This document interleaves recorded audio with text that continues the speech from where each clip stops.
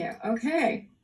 So this piece is from a memoir that I'm in the process of editing right now called The Fine Art of Grieving. And this piece is called The Map. The Map.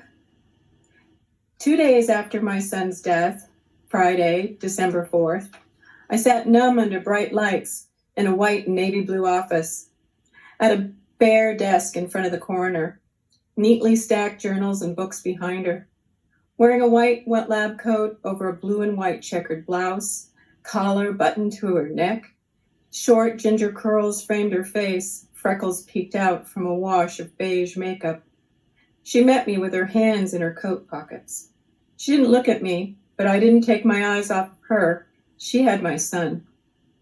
From a desk drawer, she pulled out a small Ziploc baggie, packed tight and sealed with an official label, Nanda's full name typed across it. She placed the package on the desktop, squared it up with both hands. Here are the personal belongings. She clasped her hands and kept her eyes low. Where are his clothes, his jacket? I asked. They're soiled. What about his hat? I don't know about a hat. He always wore a hat. Where did it go? His shoes?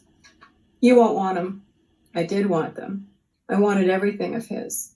I felt ashamed for wanting bloodied shoes. I want to see my son, I said. First of all, I'm going to recommend against viewing. Do you understand that your son has been hit by a train? She asked, her eyes never catching mine. That doesn't matter. I want to see my son. I couldn't leave until seeing him was possible. That is not going to happen here. You can sign a release, but we still have a problem, she said. She reached into a drawer, pulled out a pen and a form, and slid them in front of me. Problem? I asked as I signed the release. The father has refused to sign. I need both signatures. Until then, your son is a ward of the court, and you will be billed if we continue to hold him. My head rung. She went on to describe the preliminary findings. Well-nourished young man, well-groomed, 19 years of age, matches his general appearance, good teeth, muscular, an arrow tattoo on his right shoulder. She had not entered witnesses at that point, had not completed the autopsy report, did not have the results of the drug screenings. The cause of his death, accident or suicide, was still under investigation. She did reveal the speed of the train and how long my son stood on those tracks, but without much consoling or detail, she extended her hand, letting me know she was done. Where exactly was my son standing? I asked. Point her finger in the air. She signaled to hold on and searched inside the desk, panned her eyes across the bookcases. She patted her sides, reached into her pocket, and placed it on the desk face up. From her lapel pocket, she pulled out a red, fine-tipped marker and a mechanical pencil and proceeded to draw the scene on that 2-inch by 3-inch slip of paper, a map. In pencil, she carefully and slowly, using the previously printed numbers on the receipt as a grid, drew 4 train tracks. She pointed with a finger, nail bare and short, on the middle tracks. I'll call these tracks 1 and 2. Penciled in curved lines joining the outer tracks to the middle ones. This is where the tracks switch meets. She inked a red dot into the triangle area where an outer track merged into track 2. This is where he stood. An inch away from the red dot, she drew a red line on track 1. Nanda's body lying across track 27 feet away from where he originally stood. Nanda, a micro red line, no longer than an ant. You can find the spot by locating the 46.7 railroad marker, she said. Pens into pocket, she lifted the receipt, the map, and handed it to me. One nod of her head, she got up and walked away. Thank you, I said. I stood for a moment, cradled the map in my hand, placed it carefully into my pocket. That night, before setting out to visit that spot, the Nanda spot, the Nanda Junction, I studied the map.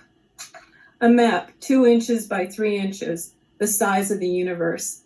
Small enough to be eaten, but could never be swallowed. A map that told my biggest story.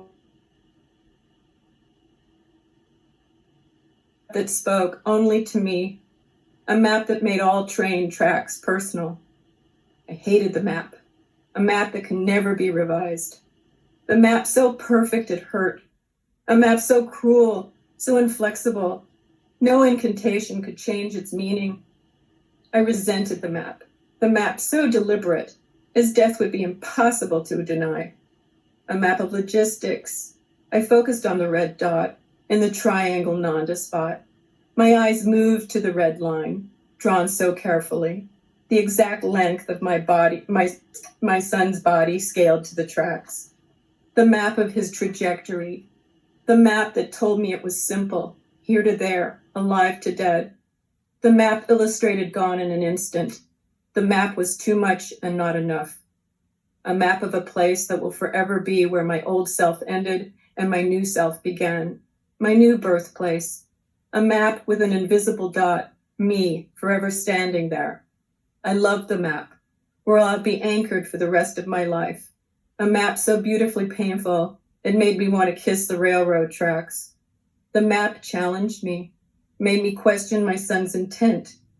The map held me captive as I deciphered its code. The map said, "You have absolutely no control." I asked the map, "What have I done? What sort of mother am I?" The map didn't answer. The map was crazy, unforgiving. I wanted to transform the map, read it until it disintegrated. I could draw the map, a complex composition, a piece to perform, a dance, basic choreography, his short journey, a performance done once. A map so unnerving, I imagined standing as the red dot, laid out as the red line, what it might be like to die. I wanted to erase the red dot, cut out the red line, bring it in close, nurse it back to life. I prayed for the red line to wake up and come home. This map, even if destroyed, would still live in my head.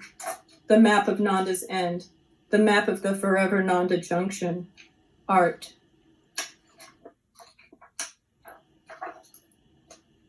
There you have it. Jane, that was wonderful.